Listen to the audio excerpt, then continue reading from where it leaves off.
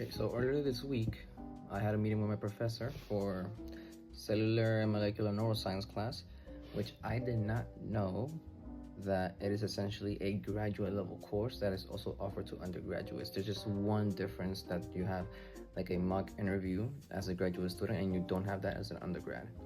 So we were talking about what's the best way to approach the class, since it's, different level, different expectations. Therefore, at one point, we were talking my personal study schedule, that I am using AI to try and study, but then my professor made a very important distinction with this class compared to undergraduate courses.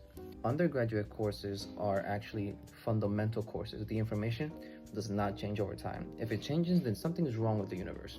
With this course, since it is neuroscience, it is relatively still a new field compared to biology, genetics, and chemistry, and things alike. So if I were to use AI, it can take a recent research article that may have the wrong conclusion, but it is not able to analyze the data appropriately, because it'll only give me back the conclusion reached by those researchers. Therefore, I'm being led astray by the AI.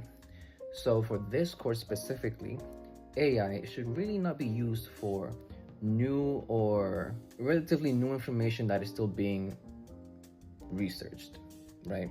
Information that there's not a lot of data to properly back it up, or we're still learning new things that may even add up over time.